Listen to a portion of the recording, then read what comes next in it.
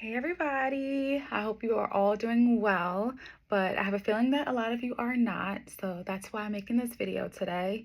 It has been a while and a couple of major life updates. I've been married for 5 months and I've added a few new countries to my list of places I've been, and I'll get into that in another video, but I really wanted to come online today to offer some encouragement for those of us who have been feeling stressed out, overwhelmed, depressed, and any other negative emotion that you may have due to where we are in the world right now.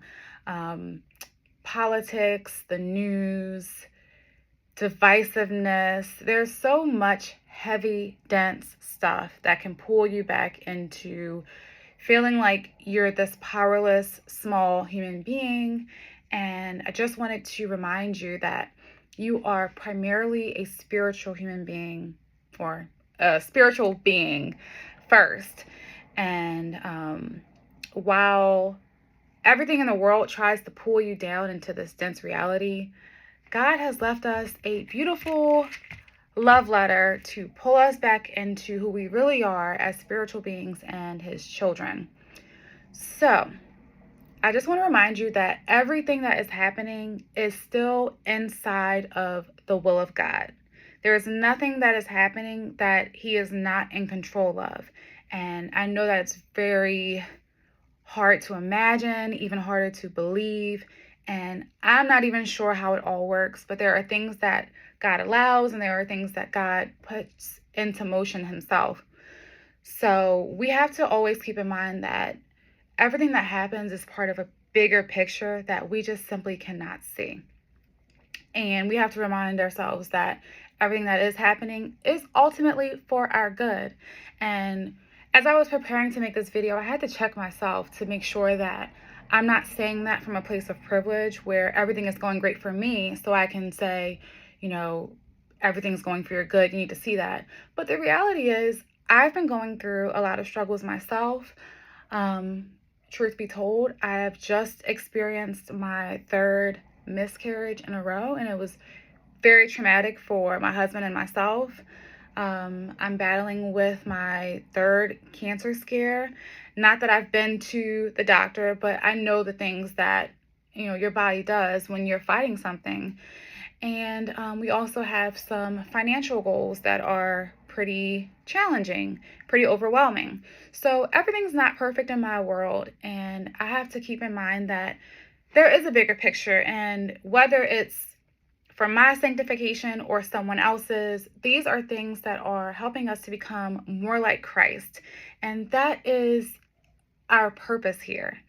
We're not here to just have this fabulous life, even though there's nothing, inherently wrong with that. Our real purpose is to become closer to God in our actions and our thoughts, and then eventually in proximity. And Jesus was the perfect example of what that looks like. And He's also the reason that we are able to do those things, get closer to God in the first place. So, at the end of the day,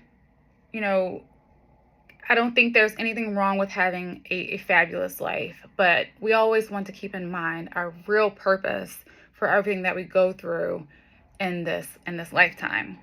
So, with all the things that might stress us out, God and His incredible all-knowingness and His immense love for us, He knew that there would be times that we would struggle mentally, physically, financially, emotionally, in any way. And He just left us so many resources through His Word to help us get through these tough times.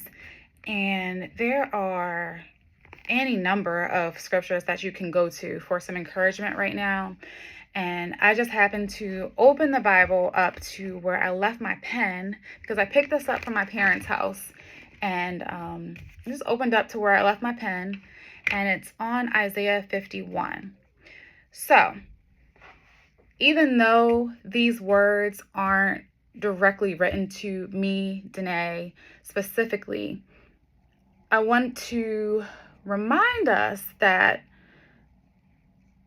these words that were written to the nation of Israel through the prophet Isaiah are, in a way, written to us as well, because Israel represents in the physical realm God's chosen people.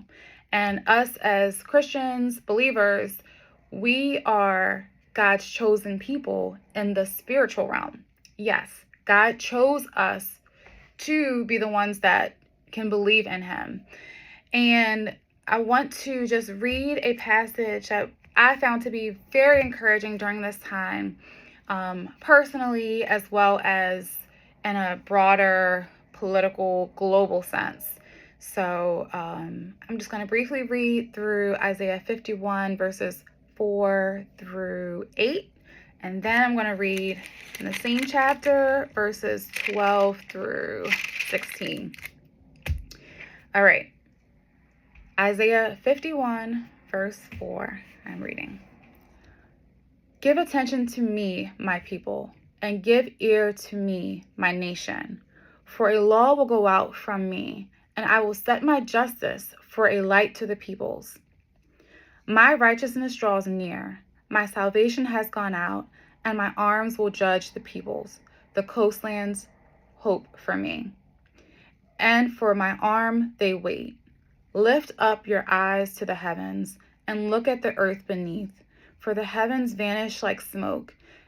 The earth will wear out like a garment, and they who dwell in it will die in that manner, in like manner. But my salvation will be forever, and my righteousness will never be dismayed. Verse 7. Listen to me, you who know righteousness, the people in whose heart is my law. Fear not the reproach of man, nor be dismayed at their revilings. For the moth will eat them up like a garment, and the worm will eat them like wool. But my righteousness will be forever, and my salvation to all generations. Whew. All right, let's go to verse 12. I am he who comforts you. Who are you that you are afraid of man who dies? Of the Son of Man who is made like grass, and have forgotten the Lord your Maker, who stretched out the heavens and laid the foundations of the earth, and you fear continuously all the day because of the wrath of the oppressor, when he sets himself to destroy? And where is the wrath of the oppressor? He who is bowed down shall speedily be released. He shall not die and go down to the pit, neither shall his bread be lacking. I am the Lord your God, who stirs up the sea so that its waves roar. The Lord of hosts is his name, and I have put my words in your mouth and covered you in the shadow of my hand, establishing the heavens and laying the foundations of the earth, and saying to Zion, you are my people. So, no matter what's going on in the world right now, don't forget who made you, who made the earth, who has made history and the future and beyond what we can even imagine or just even believe. So don't be discouraged. Trust in God. Trust that everything is part of this intricate storyline that is ultimately going to be the best thing for us, for the world, for the entire universe. All of the things that come into our psyche as nagging and negative, it's all very small in the grand scheme of things. We're going to be okay. We're going to get through this, and I will see you in the next video.